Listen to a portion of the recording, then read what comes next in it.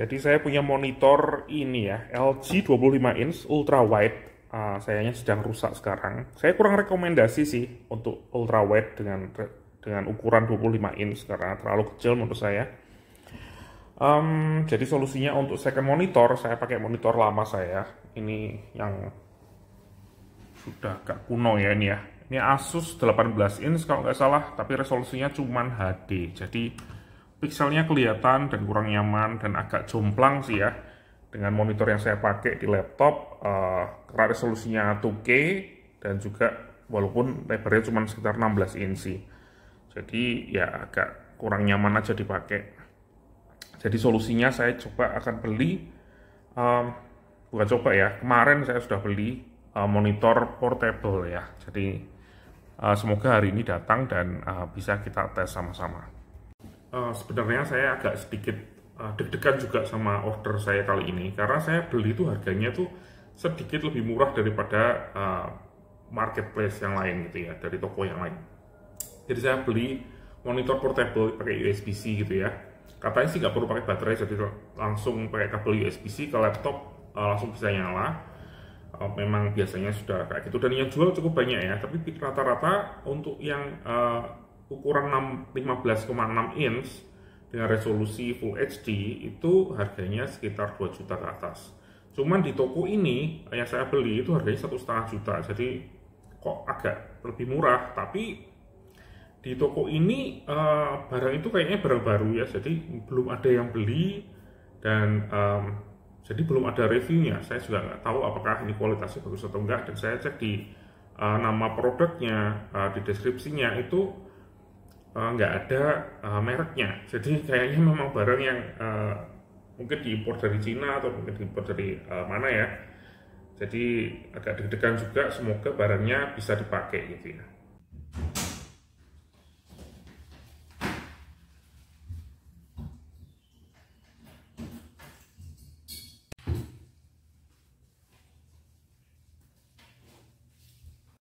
Oke ya, ini yang paketnya udah datang ya. Jadi kita akan coba buka sama-sama dan unboxing sama-sama. Semoga tidak mengecewakan ya. Saya juga nggak tahu nih dapatnya apa aja, aksesorisnya. Semoga dapat komplit ya.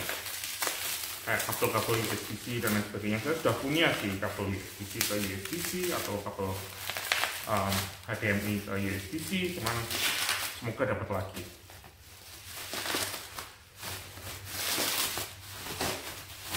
Tapi ini hebat ini pengiriman dari Paxel.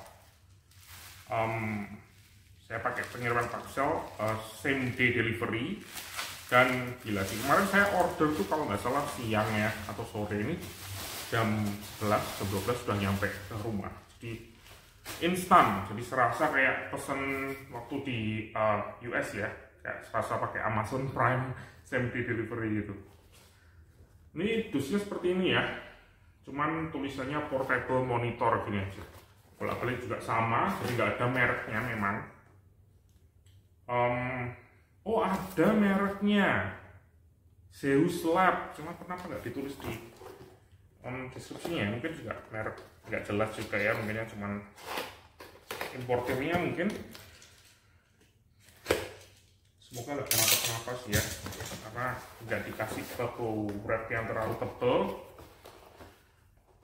Dan tidak mini ya, kayak dus laptop zaman sekarang kan kurang ya. Oke, ada busanya jadi kayaknya aman.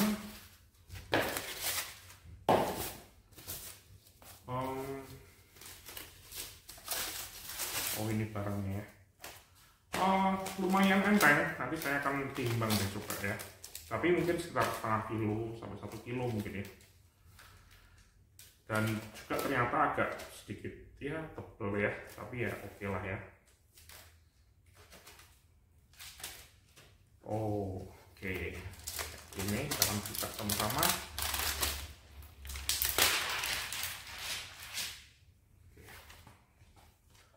15,6 inch, 16:9. Portnya di sini ada beberapa port ya. Kalau nggak salah ini mini HDMI, 2 USB-C sama 1 kabel ini untuk audio ya. Dan ini juga ada micro USB, saya nggak tahu gunanya untuk apa ya micro USB-nya.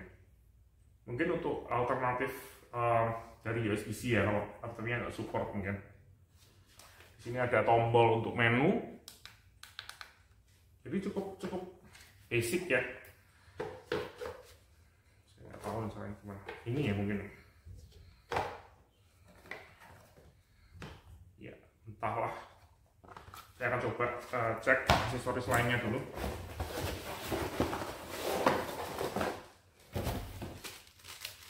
Oke, kita dapat kabel USB-C itu USB-C yang terkesan murah, tapi ya lumayan lah ya, cukup panjang kayaknya mungkin 1,5 meter mungkin ya, sampai 2 meter mungkin. Sedikit lebih panjang kayaknya daripada ya 1 meter mungkin 1,5 meter.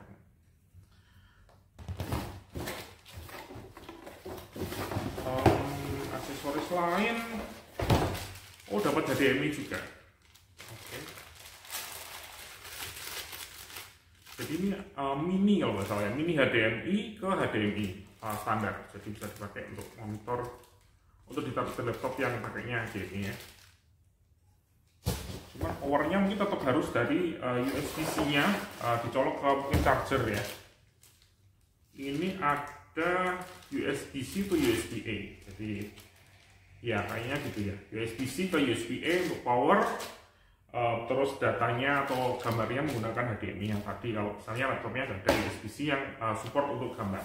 Oke, kita akan coba sama-sama hasilnya seperti apa. Wah, ini gila sih, ini oke banget sih, ini kayaknya bakal jadi salah satu gadget favorit saya. Gambarnya bagus dan cukup oke, walaupun saya juga bukan desainer dan saya nggak pakai monitor untuk entertainment ya, tapi untuk kerja kayaknya sangat oke sekali, pixelnya halus dan beneran full HD ya, karena tulisannya di boxnya tuh ada tulisan HD ya, jadi saya agak ragu jangan-jangan nanti dapatnya resolusinya yang HD gitu ya, nggak full HD, tapi ternyata bener. Dan saya waktu pasang ini, jadi cuman gampang sekali, tinggal dipasang di USB-C-nya, terus disambung ke laptop, dan itu aja. Jadi power semua dari laptop semua, jadi kemungkinan akan cepat menghabiskan baterai dari laptopnya.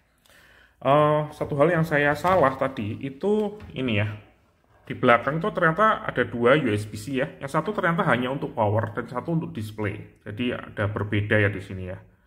Mungkin kalau kita tambahkan yang power USB-C, jadi mungkin ngambil power dari sini, jadi nggak ngambil dari laptop, mungkin juga bisa ya, atau saya juga nggak tahu. Dan kayaknya pakai gini cukup sih. Dan ini enak banget sih kayaknya. Kalau misalnya saya mau ke cafe, ketik-ketik yang cukup berat gitu ya, saya tinggal bawa aja, masukin ke tas, karena cukup tipis juga ya, walaupun ya agak berat ya, nambah berat lagi, cuman kayaknya bisa jadi solusi yang cukup oke ya.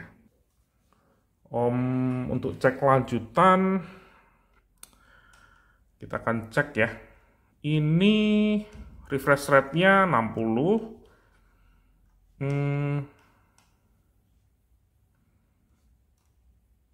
Apakah HDR-nya bisa jalan atau enggak? Kita lihat. HDR-nya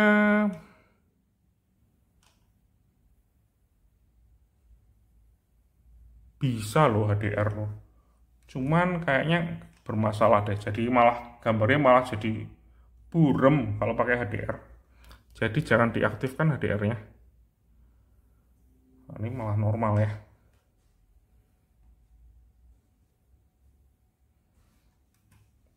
Iya kayaknya HDR-nya ya nggak bermasalah. Oke. Oh iya, ini saya baru nemu ya. Ini ternyata covernya ini nempelnya tuh pakai magnet. Jadi untuk lepas kita tinggal cabut aja.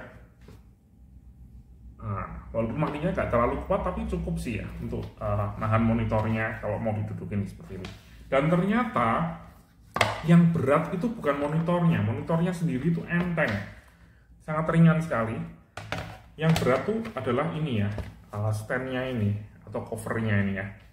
Dan kayaknya sih saya akan lepas ini dan bawa monitornya pakai stand biasa ya, pakai stand handphone gitu ya. Saya akan coba, kalau dibawa-bawa kayaknya jadi lebih nyaman juga.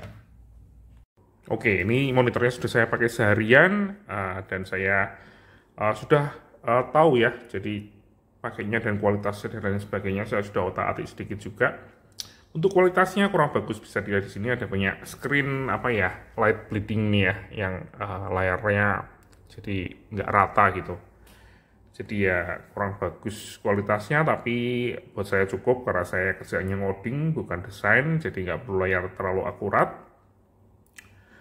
Saya bikin orientasinya jadi vertikal seperti ini ya, dengan cara saya kasih stand sendiri, pakai isolasi, pakai Mika ya, dari case tablet bekas yang sudah rusak. Saya pesan sih online untuk holder, jadi ya semoga nanti bisa dipakai. Tapi sementara sih cukup ya, asal bisa dipakai untuk kerja, buat saya sudah cukup oke. Oke, hal beberapa yang saya pelajari ya. Yang pertama, nggak semua kabel USB-C bisa support. Walaupun kabelnya itu support untuk fast charging sekalipun, tapi belum tentu support untuk display. Jadi saya ada beberapa kabel USB-C to USB-C yang saya biasa pakai untuk charging, ternyata nggak support, nggak bisa. Ada beberapa yang bisa, tapi nggak semuanya, dan sebagian besar nggak bisa ya. Jadi untungnya dikasih bawaan kabelnya dan cukup oke juga. Kalau misalnya nggak bisa pakai kabel HDMI yang disertakan juga bisa. Jadi mini HDMI to HDMI itu oke, asal jadi perlu power terpisah ya dengan menggunakan USB-C-nya atau menggunakan USB-nya. Untuk opsi-opsi pilihan saya terus terang nggak pakai ya. Di sini ada cukup banyak opsi-opsi. Semoga kelihatan di layar. Ya, ada banyak sekali opsi-opsi di sini. Saya nggak tahu, menurut saya sudah cukup lah ya dipakai, karena saya pakai benar-benar buat kerja bukan buat entertainment. Jadi ya saya nggak perlu taati, cukup nggak ada masalah sih ya. Satu lagi yang saya kaget ya, ternyata di sini tuh ada speakernya. Jadi itu adalah sebuah hal yang saya nggak tahu kalau ada ternyata. Walaupun suaranya cukup jelek ya. Kita akan coba. Ya, ini suara dari laptop saya. Ini dengan volume yang cukup kecil ya. Saya maksimalkan. Jadi ya, volumenya cukup besar ya ini ya tadi ya. Ini dari laptop saya yang sebenarnya laptop gaming dengan suara yang biasa-biasa saja. Sekarang kita akan switch ke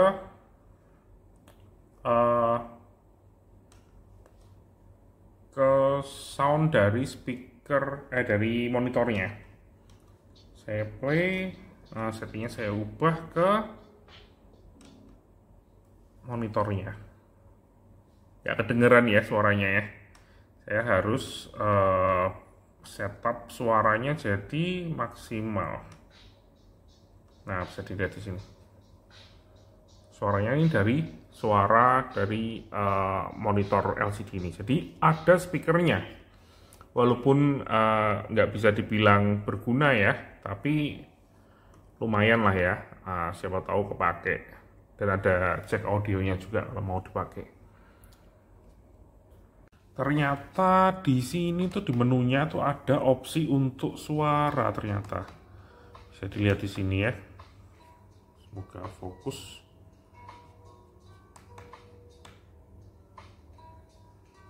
Jadi coba saya akan maksimalkan ya.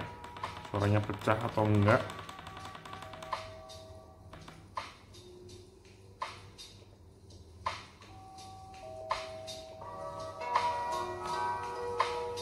Kalau dimaksimalkan ternyata lumayan juga sih. Walaupun suaranya cukup keras ya, tapi ada satu masalah di sini.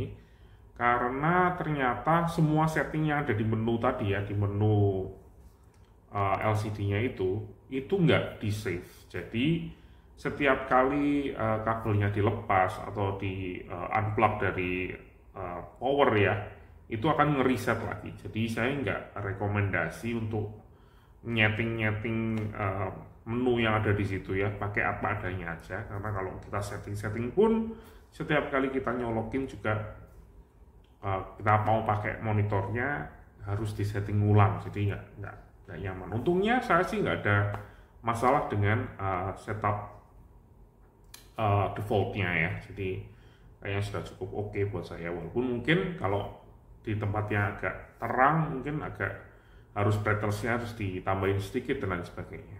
Tapi secara umum sih defaultnya sudah cukup oke lah.